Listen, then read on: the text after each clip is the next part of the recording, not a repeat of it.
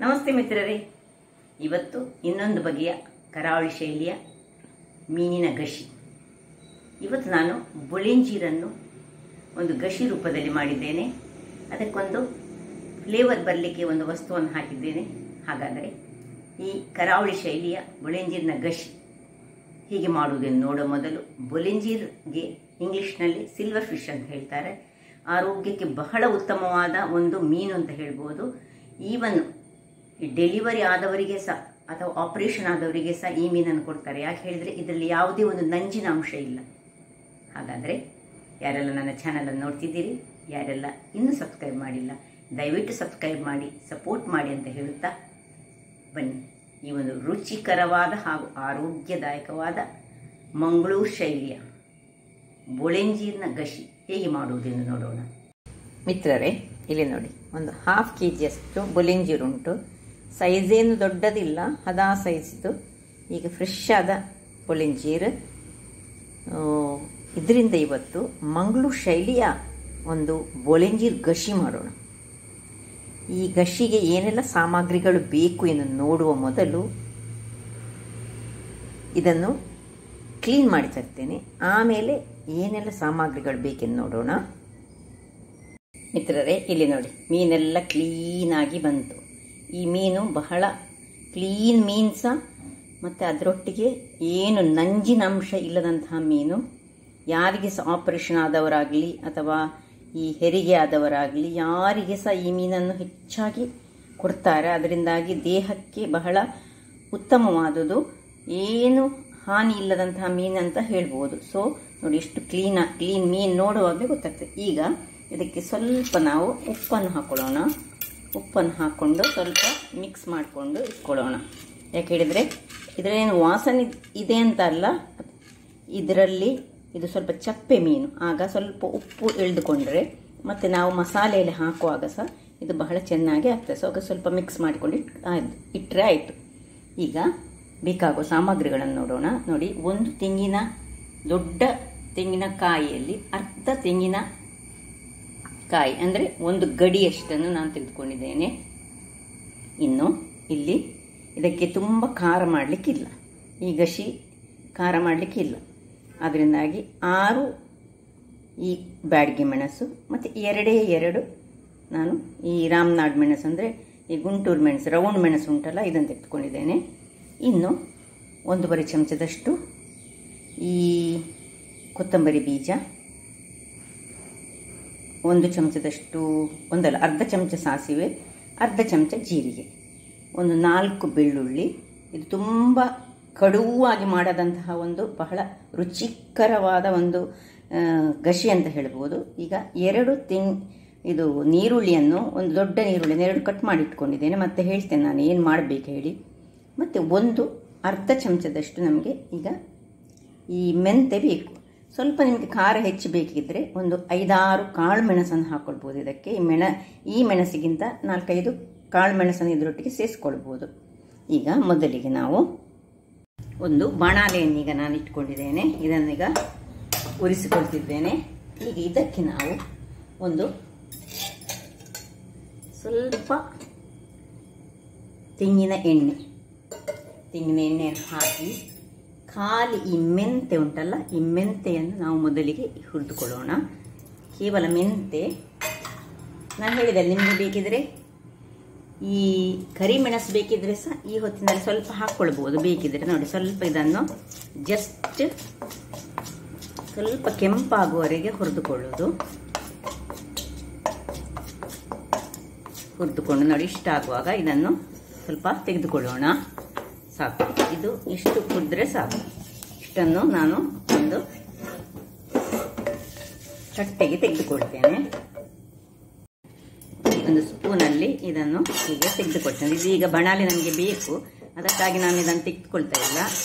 ಒಂದು ಅದೇ ತಟ್ಟೆಯಲ್ಲಿ ನಾನು ಇದನ್ನು ತೆಗೆದುಕೊಂಡು ಇದು ಹಾಗೆ ಇದನ್ನು ಇಟ್ಕೊಳ್ಳೋಣ. ಈಗ ಇದೇ ತಟ್ಟೆಯಲ್ಲಿ ನಾವು ಉರಿಯನ್ನು ದೊಡ್ಡದು ಮಾಡಿಕೊಂಡು 5-6 ಬ್ಯಾಡಗಿ ಮೆಣಸು, 2 ಗುಂಟೂರು ಮೆಣಸು ಅಥವಾ ರಾಮನಾಡ್ ಮೆಣಸು ಅಂತ ಹೇಳ್ತಾರೆ ಇದಕ್ಕೆ, ರೌಂಡ್ ಮೆಣಸು, ನಾವು ಊರಿನ ಮೆಣಸು ಅಂತ ಕರಿತೀವಿ ಇದಕ್ಕೆ. ಇದನ್ನು ಹಾಕೊಳ್ಳೋಣ. ಈಗ ಒಳ್ಳೆ ಉಬ್ಬಿ ಬರಬೇಕು ನೋಡಿ. ಎಣ್ಣೆ ಅದರಲ್ಲೇ ಉಂಟು, ಆಗ ಹಾಕಿದ ಮೆಂತೆ ಎಣ್ಣೆಯೇ ಉಂಟು. ಸೊ ಇದನ್ನೀಗ ಚೆನ್ನಾಗಿ ಹುರಿದುಕೊಳ್ಳೋಣ. ನೋಡಿ ಒಳ್ಳೆ ಉಬ್ಬಿ ಬಂತು. ಇದು ಉಬ್ಬಿ ಬರುವಾಗ ನಾವು ಸಾಸಿವೆ, ಜೀರಿಗೆ ಮತ್ತು ಕೊತ್ತಂಬರಿ ಬೀಜ ಈ ಮೂರಂಶ ಒಟ್ಟಿಗೆ ಹಾಕೊಳ್ಳೋಣ. ಉರಿ ಸಣ್ಣದಿರಲಿ. ಇಲ್ಲಿ ಬೇಕಿದ್ರೆ ನಿಮಗೆ ಕರಿಬೇವಿನ ಸೊಪ್ಪು ಹಾಕ್ಕೊಳ್ಬೋದು, ಕೆಲವರು ಹಾಕ್ಕೊಳ್ಳೋದಿಲ್ಲ ಅಂತ ಹೇಳ್ತಾರೆ. ಮೊನ್ನೆ ಒಬ್ಬರು ಕಮೆಂಟ್ ಮಾಡಿದ್ರು, ನಾವು ಮೀನಿಗೆ ಕರಿಬೇವು ನಾವು ಹಾಕ್ತೇವೆ, ನಮ್ಮ ಶೈಲಿಯಲ್ಲಿ. ನನಗೆ ನನ್ನ ಅಮ್ಮ, ಅಜ್ಜಿ, ನಮ್ಮ ಮನೆಯವರು ಮಾಡ್ತಿದ್ದ ರೀತಿಯಲ್ಲಿ ಕರಿಬೇವು ಹಾಕ್ತೇವೆ ನಾವು. ಕೆಲವರು ಹಾಕುದಿಲ್ಲ, ಏನದು ನನಗೆ ಗೊತ್ತಿಲ್ಲ, ಅದು ವೆಜ್ ಐಟಮ್ ಅಂತ ಎಣಿಸ್ತಾರೆ. ನಾವು ಇಷ್ಟ ಆಗುವಾಗ ಈಗ ಈ ಏನು ತೆಂಗಿನ ತುರಿ ನಾವು ತೆಗೆದುಕೊಂಡಿದ್ದೇವೆ ನೋಡಿ, ಇದನ್ನು ಇದಕ್ಕೆ ಹಾಕೊಳ್ಳೋಣ. ನಾನು ಒಂದು ದೊಡ್ಡ ತೆಂಗಿನ ತುರಿಯಲ್ಲಿ ಅರ್ಧ ತೆಂಗಿನ ಒಂದು ಗಡಿ ಹೇಳ್ತೇವೆ ನಾವು. ತೆಂಗಿನಕಾಯಿಯನ್ನು 2 ಭಾಗ ಮಾಡಿದರೆ ಅದರಲ್ಲಿ ಒಂದು ಭಾಗ ನಾವು ಅದಕ್ಕೆ ಒಂದು ಗಡಿ ಅಂತ ಹೇಳುದು. ಈಗ ನಾನು ಇದಕ್ಕೆ ಸ್ವಲ್ಪ ಹಳದಿಯನ್ನು ಸಹ ಹಾಕೊಳ್ತೇನೆ. ಹೆಚ್ಚು ಫ್ರೈ ಆಗುದೇನು ಬೇಡ, ಇದು ಜಸ್ಟ್ ಒಂಚೂರು ಬಿಸಿಯಾದರೆ ಸಾಕು. ಈಗ ಮಳೆಗಾಲದಲ್ಲಿ ಸ್ವಲ್ಪ ಫ್ರೈ ಮಾಡಿದರೆ ಯಾವುದೇ ಒಂದು ತೆಂಗಿನ ತುರಿಯನ್ನು ಬಹಳ ಉತ್ತಮ. ಬೇರೆ ಟೈಮ್ನಲ್ಲಿ ಮಾಡಬೇಕಂತ ಏನಿಲ್ಲ ಹೆಚ್ಚಾಗಿ. ನೋಡಿ ಇದರಲ್ಲಿ ಇದನ್ನು ಆಫ್ ಮಾಡ್ಕೊಳ್ತಿದ್ದೇನೆ. ಈಗ ಇದನ್ನು ತಣ್ಣಗಾಗಲಿಕ್ಕೆ ಬಿಡ್ತೇನೆ. ಇಲ್ಲೀಗ ಮಸಾಲೆ ತಣ್ಣಗಾಗ್ತಾ ಉಂಟು, ತಣ್ಣಗಾಯಿತು ಸಹ ಅದು. ಈಗ ಇದನ್ನು ಪಕ್ಕಕ್ಕಿಟ್ಟುಕೊಂಡು ಇಲ್ಲಿ ನೋಡಿ ನಾನು ಏನು ಮಾಡ್ತಿದ್ದೇನೆ ಹೇಳಿದರೆ, ನೀರುಳ್ಳಿ, ಒಂದು ನೀರುಳ್ಳಿಯನ್ನು ನಾನೀಗ ಏನು ಮಾಡ್ತೇನೆ ಅಂತ ಹೇಳಿದರೆ ಇದನ್ನು ತುಂಬ ಸಣ್ಣದಾಗಿ ಹೆಚ್ಚಿಟ್ಕೊಳ್ತೇನೆ.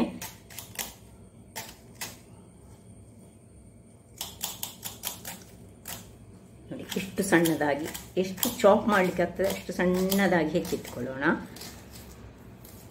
ಅರ್ಧ ಭಾಗವನ್ನು ಹೀಗೆ ಚಾಪ್ ಮಾಡಿ ಇಟ್ಕೊಂಡೆ. ಇನ್ನೀಗ ಸ್ವಲ್ಪ ಈ ಒಂದು ಕರಿಬೇವಿನ ಸೊಪ್ಪಂತ ಅದರೊಟ್ಟಿಗೆ ಒಂದು ಹೀಗೆ ಸಣ್ಣದಾಗಿ ಚಾಪ್ ಮಾಡಿ ಇಟ್ಕೊಳ್ತಿದ್ದೇನೆ. ಇನ್ನು ಈ ಒಂದು ಇನ್ನೊಂದು ಭಾಗವನ್ನು ಸ್ವಲ್ಪ ನೋಡಿ ಇಷ್ಟು ದೊಡ್ಡದಾಗಿ ಹೀಗೆ ಉದ್ದುದ್ದಕ್ಕೆ ಕಟ್ ಮಾಡಿ ಇದನ್ನು ಸಪರೇಟ್ ಆಗಿ ಇಡ್ತೇನೆ. ಇದರಲ್ಲಿ ಒಂದು ಇಷ್ಟು ದೊಡ್ಡ ಭಾಗವನ್ನು ಈ ಮಸಾಲೆಗೆ ಹಾಕಿಕೊಡ್ತಿದ್ದೇನೆ. ನೋಡಿ ಇಷ್ಟು ದೊಡ್ಡ ಭಾಗವನ್ನು ಮಸಾಲೆಗೆ, ಒಂದು ನೀರುಳ್ಳಿ ನಮಗೀಗ ಸಾಕಾಗ್ತದೆ, ಅರ್ಧ ಕೆಜಿಗೆ ಒಂದು ನೀರುಳ್ಳಿ. ಇನ್ನು ಇಷ್ಟು ದೊಡ್ಡ ಭಾಗದಷ್ಟು ನಾನು ಒಂದು ಸಣ್ಣ ಲಿಂಬೆ ಗಾತ್ರದ, ತುಂಬ ಬೇಡ, ಇದಕ್ಕೆ ಹುಳಿ ತುಂಬ ಆಗಬಾರ್ದು, ಸಣ್ಣ ಲಿಂಬೆ ಗಾತ್ರದ ಒಂದು ಹುಳಿ ಬೇಕು ನಮಗೀಗ. ಇಷ್ಟನ್ನು ಮತ್ತು ನಾವು ಆಗ ಏನು ತೆಗೆದಿಟ್ಕೊಂಡಿದ್ದೇವೆ 5 ಬೆಳ್ಳುಳ್ಳಿ, ಇಷ್ಟನ್ನು ಹಾಕಿ ಈಗ ಒಂದು ಮಿಕ್ಸಿ ಜಾರ್ನಲ್ಲಿ ನಾವು ಇದನ್ನೆಲ್ಲ ಹಾಕೊಳ್ಳೋಣ. ಹಾಕ್ಕೊಂಡು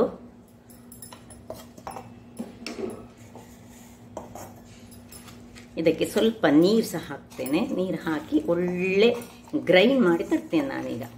ಈಗ ಪರಿಮಳ ಈಗಲೇ ಈ ಒಂದು ಸ್ವಲ್ಪ ಈ ತೆಂಗಿನ ತುರಿ ಫ್ರೈ ಆದರೆ ಸಾಕು, ಅದರ ಪರಿಮಳವೇ ಒಂದು ಬೇರೆ ಆಗಿ ಬರ್ತದೆ. ಹಾಗಾಗಿ ಮಸಾಲೆ ಸಹ ಹಾಗೆ ಅಷ್ಟೇ ರುಚಿಕರವಾಗಿ ಸಹ ಬರ್ತದೆ ಮತ್ತು ಪರಿಮಳಯುಕ್ತವಾಗಿ ಸಹ ಬರ್ತದೆ. ನೋಡಿ ಹೀಗೆ ಆಗುವಾಗ ಇದಕ್ಕೆ ಒಂದು ಅರ್ಧ ಲೋಟದಷ್ಟು ನೀರು ಹಾಕಿ ಒಳ್ಳೆ ಫೈನಾದ ಒಂದು ಪೇಸ್ಟ್ ಮಾಡಿ ತರ್ತೇನೆ ಮಸಾಲೆ.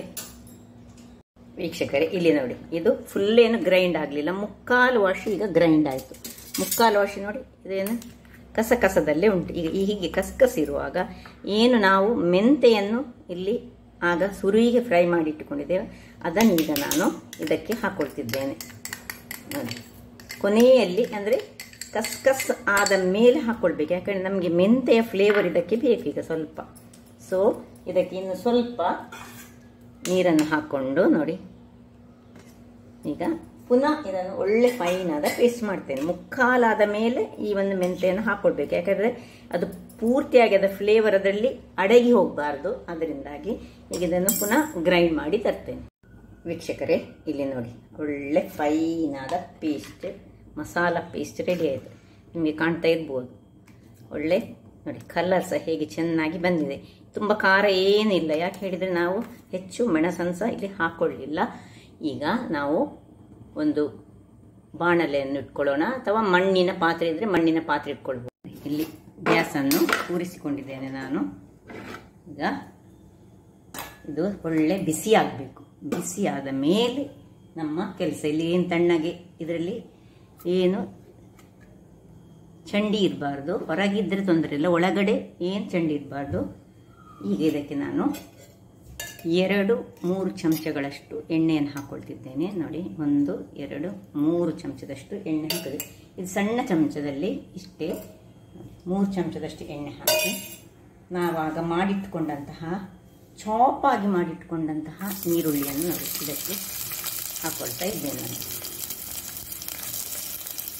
ಪುನಃ ಅದರೊಟ್ಟಿಗೆ ಕರಿಬೇವಿನ ಸೊಪ್ಪು ಚಾಪ್ ಮಾಡಿದಂಥದ್ದನ್ನು ಸಹ ಹಾಕ್ಕೊಂಡು ಈಗ ಸಣ್ಣ ಉರಿಯಲ್ಲಿ ನಾವು ಇದನ್ನು ಒಳ್ಳೆ ಫ್ರೈ ಮಾಡಿಕೊಳ್ಳೋಣ. ಬ್ರೌನ್ ಕಲರ್ ಬರಬೇಕು, ಗೋಲ್ಡನ್ ಬ್ರೌನ್ ಕಲರ್ ತನಕ ಕುದಿಸ್ಕೊಳ್ಬೇಕು ನಾವು ಇದನ್ನು. ತುಂಬ ಎಣ್ಣೆ ಬೇಕಂತ ಏನಿಲ್ಲ, ಅದೇ ಹೇಳಿದರೆ ನಾನು ಸಣ್ಣ ಇದರಲ್ಲಿ 3 ಚಮಚಗಳಷ್ಟು ಎಣ್ಣೆಯನ್ನು ನಾನು ಹಾಕ್ಕೊಂಡದ್ದು. ಈ ಒಂದು ಕರಿಬೇವಿನ ಸೊಪ್ಪು ಇದರೊಟ್ಟಿಗೆ ಹಾಕಿದರೆ ಇದಕ್ಕೆ ಬಹಳ ಸುಮಧುರ ಪರಿಮಳ ಬರ್ತದೆ. ಅಂದರೆ ಹೇಗೆ ಹೇಳಿದರೆ ಒಂದು ಸುವಾಸನೆ ಇದರದ್ದು ಬಹಳ ಚೆನ್ನಾಗಿ ಬರ್ತದೆ. ಇಲ್ಲಿ ನೋಡಿ, ಈಗ ಕಲರ್ ಚೇಂಜ್ ಆಗ್ತಾ ಬಂತು ನೋಡಿ, ಬ್ರೌನ್ ಕಲರ್ ಬಂತು. ಇಷ್ಟ ಆಗುವಾಗ ನಾನು ಇನ್ನು ಪುನಃ 2-3 ಕಾಳು ಮೆಣಸು ಮತ್ತು 2-3 ಮೆಂತೆ ಪುನಃ ಇದರಲ್ಲಿ ಹಾಕ್ಕೊಳ್ತಾ ಇದ್ದೇನೆ. ಇದನ್ನು ಹೀಗೆ ಮೆಂತೆ ಇದರಲ್ಲಿ ಮತ್ತು ಕಾಳು ಮೆಣಸು 2-3 ಸಾಕು, 3 ಹಾಕೊಂಡದ್ದು. ಯಾಕಂದ್ರೆ ನಮ್ಮದು ಅರ್ಧ ಕೆಜಿದು ಇರುವುದು. 1 ಕೆಜಿ ಆದರೆ ಒಂದು 4 ಮೆಂತೆ ಕಾಳು ಮತ್ತು 2-3 ಕರಿಮೆಣಸು ಹಾಕೊಳ್ಳಿ. ಇಷ್ಟ ಆಗುವಾಗ ಈಗ ನಾವೇನು ಮಾಡಬೇಕು ಹೇಳಿದರೆ, ನಾವೇನು ಮಸಾಲೆ ತಯಾರಿಸಿದ್ದೇವೆ ಅದನ್ನು ಇದರಲ್ಲಿ ಹಾಕ್ಕೊಳ್ತಿದ್ದೇವೆ.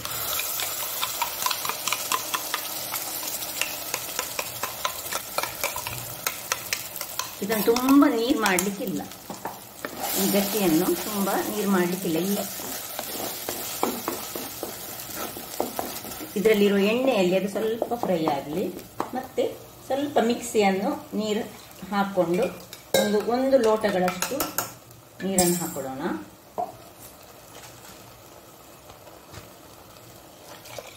ಒಂದು ಲೋಟ ನೀರನ್ನು ಮಿಕ್ಸಿ ತೊಳೆದು ಹಾಕ್ಕೊಂಡೆ ನಾನು. ನೋಡಿ, ದಪ್ಪದಲ್ಲಿ ಬಂದು, ಇಷ್ಟು ದಪ್ಪ ಬೇಡ, ಇದಕ್ಕಿಂತ ಸ್ವಲ್ಪ ಅರ್ಧ ಲೋಟ ಬೇಕಾದಿತ್ತು ನೀರು.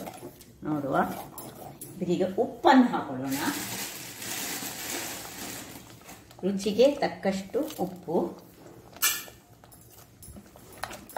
ಮತ್ತು ಸ್ವಲ್ಪ ನೀರು ಬೇಕಾಗಿತ್ತು. ನಾನೀಗ ಪುನಃ ಒಂದು 1/4 ಲೋಟದಷ್ಟು ನೀರನ್ನು ಹಾಕ್ಕೊಳ್ತಿದ್ದೇನೆ. ನೋಡಿ,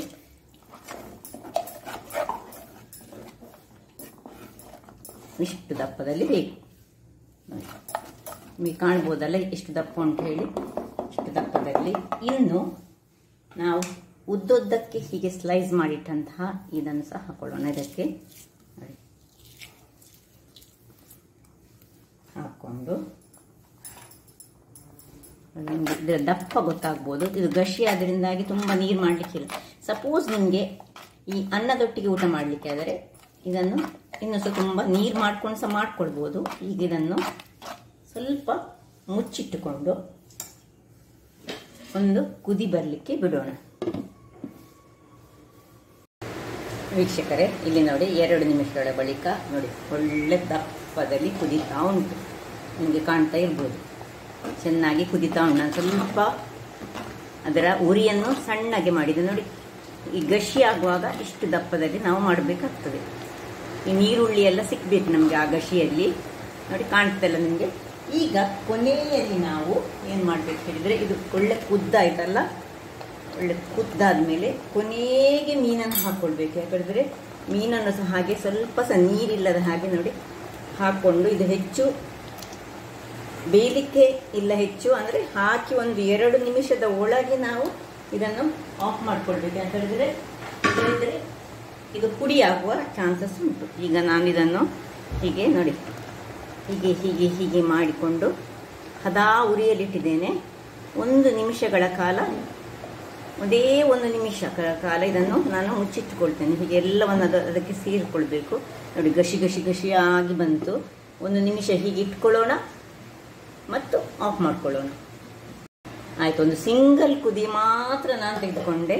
ನೋಡಿ, ಇಲ್ಲಿಗ ಸ್ವಲ್ಪ ಮೀನು ನೋಡಿ, ನೀವು ಕಾಣ್ಬೋದು, ಮೀನು ಹೆಚ್ಚು ಕುದಿಲಿಕ್ಕಿಲ್ಲ. ನೋಡಿ ಹೇಗೆ ಮೀನು ಬಂತು ನೋಡಿ. ಆಯಿತು, ಆಫ್ ಮಾಡ್ಕೊಳ್ತಿದ್ದೇನೆ, ಸಾಕು. ಇನ್ನು ಸರ್ವಿಂಗ್ ಟೈಮ್. ಹೀಗೆ ಬಿಳಿ ಬಿಳಿ ಆದರೆ ಆಯಿತು, ಮೀನು ಬೆಂದಿತ್ತು ಅಂತ ಅರ್ಥ. ನಿಮಗೆ ಕಾಣ್ಬೋದು, ಹೀಗೆ ಮೀನು ಬಿಳಿ ಆದರೆ ಆಯಿತು. 1-2 ನಿಮಿಷ ಬೇಕಿದ್ರೆ ಮುಚ್ಚಿಟ್ಟುಕೊಂಡು ಮತ್ತೆ ಸರ್ವ್ ಮಾಡಿ ತೋರಿಸ್ತೇನೆ ವೀಕ್ಷಕರೇ. 2 ನಿಮಿಷಗಳ ಬಳಿಕ ನೋಡಿ ಹೀಗೆ ನಿಮಗೆ ಕಾಣ್ಬೋದು ಹೇಗೆ ಬಂದಿದೆ, ದಪ್ಪ ದಪ್ಪದಾಗಿ. ಸಪೋಸ್ ನಿಮಗೆ ಇಷ್ಟು ದಪ್ಪ ಬೇಡ, ಗಶಿ ಬೇಡ, ಅಥವಾ ರಸವೇ ಆಗ್ಬೇಕು ಹೇಳಿದ್ರೆ ಇದನ್ನು ಮೊದಲೇ ಸ್ವಲ್ಪ ನೀರಾಗಿ ಮಾಡಿಕೊಂಡು ಮತ್ತೆ ಮಾಡ್ಕೊಳ್ಬೋದು, ಅದು ಸಾಕ್ತದೆ. ಬಟ್ ಮೆಥಡನ್ನು ಹೀಗೆ ಮಾಡಿದರೆ ಬಹಳ ಟೇಸ್ಟಿಯಾಗಿ ಬರ್ತದೆ. ಈಗ ನಾನು ಸರ್ವ್ ಮಾಡ್ತಿದ್ದೇನೆ ನೋಡಿ ಹೇಗೆ ಬಂದಿದೆ ನೋಡಿ. ಏನು ಇದೇನು ದೊಡ್ಡ ದೊಡ್ಡ ಮೀನ್ಸ್ ಅಲ್ಲ, ಸಣ್ಣ ಮೀನುಗಳು ನನಗೆ ಇವತ್ತು ಸಿಕ್ಕಿದಂಥದ್ದು. ಬಟ್ ಬಹಳ ರುಚಿಕರವಾದ ಗ್ರೇವಿ ಆಗ್ತದೆ. ಮಂಗಳೂರು ಶೈಲಿಯ ಗ್ರೇವಿ ಹೇಳಿದರೆ ನಿಮಗೆ ಗೊತ್ತಿರ್ಬೋದು, ಬಹಳ ಟೇಸ್ಟಿಯಾದ ಗ್ರೇವಿ ಯಾವತ್ತು ನೋಡಿ. ಮೀನು ಒಂದು ಹುಡಿಯಾಗದ ಹಾಗೆ ನೋಡಿಕೊಳ್ಬೇಕು, ಅದು ಮೇನ್ ಇರೋದು. ಅದರಿಂದಾಗಿ ಹಾಕಿ ತುಂಬ ಹೊತ್ತು ನಾವು ಅದನ್ನು ಇಟ್ಕೊಳ್ಬಾರ್ದು. ಸ್ವಲ್ಪ ಹೊತ್ತಿನಲ್ಲಿ ಅದನ್ನು ಮುಚ್ಚಿ 1 ನಿಮಿಷದಲ್ಲಿ ಆಫ್ ಮಾಡಿಕೊಳ್ಬೇಕು. ನೋಡಿ ಹೇಗೆ ಮೀನು ಬಂದಿದೆ ನೋಡಿ. ಎಲ್ಲ ಮೀನುಗಳು ಬಹಳ ಚೆನ್ನಾಗಿ ಬೆಂದಿದೆ ಸಹ. ಅದರೊಟ್ಟಿಗೆ ಮೀನು ಇದೆ, ದೊಡ್ಡ ಮೀನುಗಳಲ್ಲ, ಈ ಮಳೆಗಾಲದ ಈಗ ಮೀನುಗಳು ಇನ್ನು ಬರ್ತದೆ. ಈಗ ಇನ್ನು ಮಳೆಗಾಲ ಸ್ವಲ್ಪ ಎಂಡ್ ಆಗುವಾಗ, ಆಗಸ್ಟ್ ಎಂಡ್ ಆಗುವಾಗ ಇದೇ ಬೊಳೆಂಜಿರು ದೊಡ್ಡ ದೊಡ್ಡದಾಗಿ ಬರ್ತದೆ. ಆಗ ಇನ್ನೂ ಸಹ ಬಹಳ ರುಚಿಕರವಾಗಿ ಬರ್ತದೆ. ನೋಡಿದ್ರಲ್ಲ, ಹಾಗಾದರೆ ಯಾವ ರೀತಿಯಲ್ಲಿ ಒಂದು ಬೊಳೆಂಜೀರಿನ ಗಶಿಯನ್ನು ಈ ಮಳೆಗಾಲ ನೋಡಿ, ಹೊರಗೆ ತುಂಬ ಈಗ ಪುನಃ ಜೋರು ಮಳೆ ಬರಲಿಕ್ಕೆ ಶುರುವಾಯಿತು. ಈ ಮಳೆಗಾಲದಲ್ಲಿ ಮಾಡುವಂತಹ ಈ ರುಚಿಕರವಾದ ಹಾಗೂ ಆರೋಗ್ಯದಾಯಕವಾದ ಈ ಬೊಳೆಂಜೀರ್ ಮೀನಿನ ಗಶಿ ಹೇಗೆ ಮಾಡುವುದನ್ನು ನೋಡಿದ್ದೀರಿ. ಹಾಗಾದರೆ ನನ್ನ ಕುಕಿಂಗ್ ಚಾನಲ್ ನಿಮಗೆ ಇಷ್ಟ ಆದರೆ ಬೋಳೂರು ಸುವರ್ಣ ಚಾನಲನ್ನು ಲೈಕ್ ಮಾಡಿ, ಶೇರ್ ಮಾಡಿ ಹಾಗೂ ಸಬ್ಸ್ಕ್ರೈಬ್ ಮಾಡಿ, ಹಾಗೂ ನನ್ನ ಇನ್ಸ್ಟಾಗ್ರಾಮ್ ಪೇಜನ್ನು ಫಾಲೋ ಮಾಡಿ. ಧನ್ಯವಾದಗಳು.